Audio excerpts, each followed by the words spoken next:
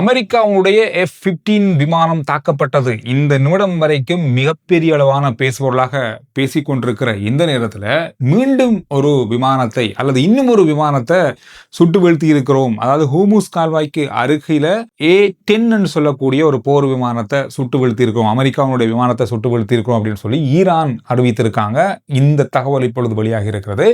கடந்த புதன்கிழமை அமெரிக்கா ஒரு மூன்றாம் தரப்பு நாடோடு தெஹ்ரானிடம் பேசியிருக்காங்க. 48 மணி நேர போர் நிறுத்தம் ஒன்றை கோரியதாகவும் அந்த போர் நிறுத்தத்தை நிராகரித்ததாகவும் தெஹ்ரான் குறிப்பிட்டிருக்காங்க. இந்த மாதிரி ஒரு செய்தியும் வெளியாகி இருக்கிறது. அனுசரணை ஆண்கள் பெண்கள் குழந்தைகளுக்கான புத்தாண்டு ஆடைகள் ஜுசி கொட்டஹெனா வெள்ளவத்தை மற்றும் ஹேட்டன். அமெரிக்காவுடைய மிக முக்கியமான ஒரு போர் விமானம். இந்த போர் விமானம் F-15 அப்படின்னு சொல்லக்கூடிய இந்த விமானம் ஒரு தனித்துவம் வாய்ந்த விமானம். அமெரிக்காவுடைய எல்லா போர்களையும் பங்கு கொள்ளக்கூடிய விமானம். இந்த விமானம் மிக துல்லியமாக அனைத்து இலக்குகளையும் தாக்கக்கூடிய விமானம். இந்த விமானம் முதல் தடவையாக இந்த போர் ஆரம்பிக்கப்பட்டதுக்கு பிறகு சுடப்பட்டிருக்கிறது, சுட்டு வீழ்த்தப்பட்டிருக்கிறது. நீண்ட காலத்துக்கு பிறகு ஒரு அமெரிக்காவுடைய ஒரு போர் விமானம் சுட்டு வீழ்த்தப்பட்ட சந்தர்ப்பமாக இது பதிவாகி இருக்கிறது. இந்த சுட்டு வீழ்த்தப்பட்ட இந்த விமானத்துல 2 விமானிகள் இருந்திருக்காங்க. ஒரு விமானி மீட்கப்பட்டிருக்காரு. அடுத்த விமானியை தேடும் பணிகள் இப்பொழுது நடந்து கொண்டிருக்கிறது. இந்த தேடும் பணியில 2 அமெரிக்க ஹெலிகாப்டர்கள் ஈடுபடுத்தப்பட்டிருந்தது. இந்த ஹெலிகாப்டர்கள் மீதும் ஈரான் தாக்குதல் நடத்தியிருக்காங்க. இதுல அந்த ஹெலிகாப்டர்கள் பாதிக்கப்பட்டதாக அமெரிக்காவுடைய ஊடகங்கள் இப்பொழுது செய்தி வெளியிட்டிருக்காங்க. அதை தாண்டி இந்த ஹெலிகாப்டர்கள் இப்பொழுது பாதுகாப்பாக தரையிறங்கி இருப்பதாக சொல்லப்பட்டிருக்கு. இன்னும் ஒரு விமானியை மீட்கும் பணிகள் இப்பொழுது நடந்து கொண்டிருந்தாலும் இதுவரையில் அவர் மீட்கப்படலை அப்படின்ற செய்திகள் தான் இப்பொழுது இருக்கு. ஆனாலும் ஈரானிய ஊடகங்கள்ல பொதுமக்களிடம் என்ன கோரியிருக்காங்கன்னு சொன்னா, இந்த அமெரிக்க விமானி அல்லது அமெரிக்க வீரரை உயிருடன் மீட்டு தரவங்களுக்கு ஈரான் பணத்தில $1 மில்லியன் வழங்கப்படும். அமெரிக்க டாலர்ல பார்த்தா $76,000. எனவே இந்த ஒரு பண பரிசு வழங்கப்படும். அவரை உயிருடன் பிடித்து அல்லது உயிருடன் ஒப்படைக்க வேண்டியது ஈரானுடைய மக்களுடைய கடமை அப்படின்னு சொல்லி அறிவிக்கப்பட்டிருக்கிறது. இப்படி ஒரு நிகழ்வு நடந்து கொண்டிருக்கு. இது தொடர்பாக இந்த யுத்த விமானம் பாதிக்கப்பட்டது தொடர்பாக இப்பொழுது பரவலாக பேசப்படுற விஷயம்னு சொன்னா, அமெரிக்க ஜனாதிபதி கடந்த மார்ச் மாதம் 5ஆம் தேதி இந்த யுத்தம் தொடங்கி கிட்டத்தட்ட ஒரு கிழமைக்குள்ள ஒரு விஷயத்தை அறிவிச்சார். அதாவது ஈரானுடைய வான் தாக்குதல் பரப்பு, அந்த பலம், ஈரானுடைய கடற்படை, ஈரானுடைய வான்படை எல்லாமே செயலிழக்க செய்யப்பட்டிருக்கிறது. அந்த அளவுக்கு தாக்குதல்கள் நடத்தப்பட்டிருக்கு. அவங்களால இதுக்கு பிறகு எதுவும் செய்ய முடியாது அப்படின்ற ஒரு கருத்தை வெளியிட்டிருந்தார். இந்த தாக்குதலானது இதை மாற்றி இருக்கிறது.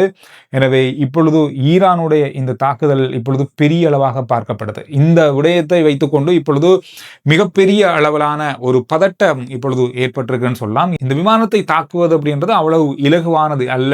ஈரான் இதை தாக்கி அல்லது இதை சுட்டு வீழ்த்தி இருக்காங்க அப்படின்றதான் இப்ப இருக்கிற மிகப்பெரிய பேசுபொருளை. அதாவது மிக உயரத்துல இருந்து துல்லியமாக தாக்கக்கூடியது. ரேடார்லையும் இது மறையக்கூடிய விமானம். இது மணிக்கு 2600 முறை 700 கிலோமீட்டர் வேகம் செல்லக்கூடிய ஒரு விமானம். இந்த விமானம் சுட்டு வீழ்த்தப்பட்டிருக்கிறது. இந்த விமானம் சுட்டு வீழ்த்தப்பட்டது தொடர்பாக அமெரிக்க ஜனாதிபதி என்ன சொல்லியிருக்கார் அப்படின்னு சொல்லி பார்த்தா, இப்பொழுது ஊடகங்களுக்கு அவர் தெரிவித்த கருத்துல, இப்பொழுது அமெரிக்க விமானம் சுட்டு வீழ்த்தப்பட்டதற்கும் ஈரானோடு நடந்து கொண்டிருக்கின்ற பேச்சுவார்த்தையிலையும் எந்த விதமான பாதிப்பும் ஏற்படாது. இது யுத்தம், அதனால அந்த விமானம் சுட்டு வீழ்த்தப்பட்டிருக்கிறது, பேச்சுவார்த்தை ஒரு பக்கம் நடந்து கொண்டிருக்கு அப்படின்ற கருத்தை அவர் வெளியிட்டிருக்காரு.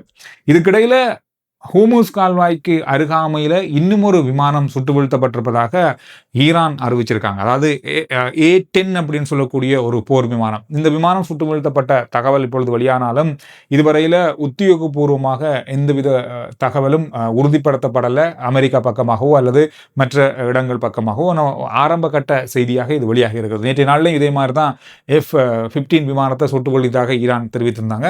இன்று, அதாவது நேற்று மாலை வேளையில் தான் அந்த தகவல்கள் உத்தியோகபூர்வமாக வெளியாகி இருந்தது. எனவே அந்த மாதிரி ஒரு செய்தி தான் சற்று நேரத்துக்கு முன்பு வெளியாகி இருக்கிறது.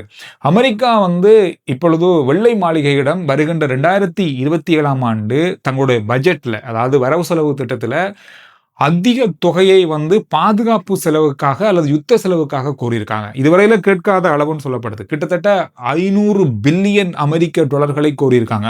அதாவது இந்த தொகையானது நாசா மற்ற சேவைகளுக்கு வழங்கப்படுகின்ற தொகையிலிருந்து எடுக்கப்பட்டு ஒட்டுமொத்தமாக பாதுகாப்பு யுத்த செலவுகளுக்காக பயன்படுத்துறதுக்காக இந்த கோரிக்கை முன்வைக்கப்பட்டிருக்கிறது.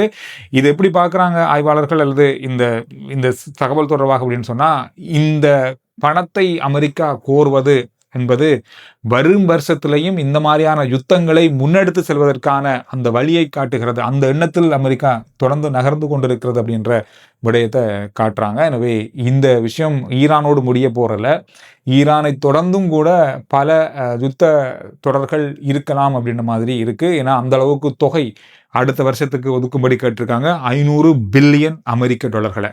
இதோட ஹோர்முஸ் கால்வாய் வழியாக செல்லப்போகின்ற கப்பல்களை நிர்வகிக்கிறதுக்கு ஒரு புதிய திட்டம் ஒன்றை மிக விரைவில் ஈரான் அறிமுகப்படுத்துவாங்க அப்படின்னு சொல்லி எதிர்பார்க்கப்படுது. 3 விதமான திட்டங்கள்.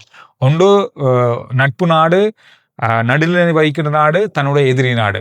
நட்பு நாடுகளுக்கு கட்டணங்கள் அறவிடப்படுமா இல்லையா என்ற தொடர்பில் இதுவரையில் எந்த தகவலும் இல்லை. நடுநிலை வகிக்கின்ற நாடுகளுக்கு கட்டணம் செலுத்தப்பட வேண்டும். இந்த கால்வாய் வழியாக செல்கின்ற கப்பல்களுக்கு கட்டணம் அறவிடப்படும் அப்படின்னு சொல்லியிருக்காங்க. எதிரி நாடுகள் இந்த கால்வாய் வழியாக செல்ல முடியாது, அனுமதி இல்லை அப்படின்றத இன்றைய நாளில் அவங்களுடைய இறுதியான அறிவிப்புலையும் சொல்லப்பட்டிருக்கு. எனவே இதுதான் ஒரு பெரிய ஒரு சிக்கலை ஏற்படுத்த போகுது. காரணம், இந்த கால்வாய் மூடப்பட்டதுக்கு பிறகு உலக சந்தையில் 400 மில்லியன் பரல்கள், அதாவது எரிபொருள் தட்டுப்பாடு ஏற்பட்டிருக்கிறது. இதனால பெரிய அளவாக பல நாடுகள் எரிபொருளுடைய விலையை உயர்த்த வேண்டிய நிலை ஏற்பட்டிருக்கிறது. கையிருப்பில் இருக்கின்ற எரிபொருட்களை பயன்படுத்த நிலை ஏற்பட்டிருக்கிறது. அப்படி இருக்கும்போது இந்த ஹோர்முஸ் கால்வாய் திறக்கப்பட்டாலும் இந்த மாதிரி ஒரு நிலை ஏற்படும் பட்சத்தில் இது ஒரு பெரிய சிக்கலை ஐரோப்பிய நாடுகளுக்கு ஏற்படுத்தும் அப்படின்னு சொல்லி சொல்லப்படுது. இதனால இப்போ பல நாடுகள், G7 நாடுகள் என்று பல நாடுகள் இப்பொழுது இணைந்து இப்பொழுது பேச்சுவார்த்தைகளே இருக்காங்க. என்னதான் இந்த பேச்சுவார்த்தைகள் நடந்தாலும் இப்பொழுது அதில் பெரிய ஒரு முன்னேற்றம் இப்பொழுது நடந்து கொண்டிருப்பதாக சொல்லப்படுது. இந்த நாடுகள் எல்லாம் இணைந்து இப்பொழுது மத்திய கிழக்கு நாடுகளை இணைத்து இந்த கால்வாயை திறப்பதற்கான ஒரு பெரிய அழுத்தத்தை ஈரான் மீது முன்வைப்பாங்க. தப்பிதோரை அமெரிக்க ஜனாதிபதி டொனால்ட் ட்ரம்ப் அவர்கள் சொல்ற மாதிரி தனியாக வேறு நாடுகள் இந்த கால்வாயை திறக்கிறதுக்கு போராட வேண்டிய நிலை ஏற்படலாம் அப்படின்ற மாதிரியும் சொல்லப்படுது. அப்படி ஒரு நிலைமை இப்பொழுது ஈரான் கொண்டு வர சட்டத்தில் இருக்க போகுது. இதுக்கிடையில இத்தாலியினுடைய பிரதமர் எந்தவித முன்னறிப்பும் இல்லாமல் இப்பொழுது சவுதி அரேபியாவுக்கு போயிருக்காங்க. சவுதி அரேபியாவுக்கு போனவங்க மத்திய கிழக்கினுடைய மிக முக்கியமான நாடுகளுடைய பிரதிநிதிகள், துபாய், UAE மற்றும் குவைத் ஆகிய நாடுகளுடைய பிரதிநிதிகளோடும் பேச்சுவார்த்தை நடத்துவாங்க அப்படின்னு சொல்லப்படுது. இது ஒரு முக்கியமான பயணமாக இந்த பதட்டமான மத்திய கிழக்கு நேரத்திலையும் அவங்க பயணம் செஞ்சிருக்காங்க, அதுவும் முன்னறிவித்தல் இல்லாமல். பாகிஸ்தான் நேற்று ஒரு தகவல் அறிவிச்சிருந்தாங்க. அதாவது எரிபொருள் விலையை 43% அதிகரிப்பதாகவும், இஸ்லாமாபாத்தில் பொது போக்குவரத்தை பயன்படுத்துகிற பொதுமக்களுக்கு இலவசமாக வருகின்ற 30 நாட்களுக்கு இலவசமாக வழங்குவதாக அறிவிச்சிருந்தாங்க. அதுக்கு 350 மில்லியன் ரூபாக்களை ஒதுக்கியிருந்ததாக அறிவிச்சிருந்தாங்க. ஆனால் ஒரு 24 மணி நேரத்துக்குள்ளேயே எரிபொருள், குறிப்பாக பெட்ரோலுடைய விலையை 80 ரூபாவால் குறைச்சதாக அறிவிச்சிருக்காங்க. எனவே இந்த விஷயங்கள் தான் கடந்த மணித்தரத்தில் பார்க்கப்பட்ட மிக மிக சுருக்கமான விடயங்கள், முக்கியமான தகவல்கள். அடுத்த வீடியோவில் நான் உங்களை புதிய தகவலோடு சந்திக்கிறேன். RJ சந்துரு ரிப்போர்ட் வாட்ஸ்அப் சேனலுடைய லிங்க் முதல் கமெண்ட்ஸ்லையும் டிஸ்கிரிப்ஷன்லையும் இருக்குது, ஃபாலோ பண்ணி வைங்க. சுருக்கமான விரைவான செய்திகளை வாட்ஸ்அப் மூலமாக நீங்கள் உடனுக்குடன் அறிந்து கொள்ளலாம்.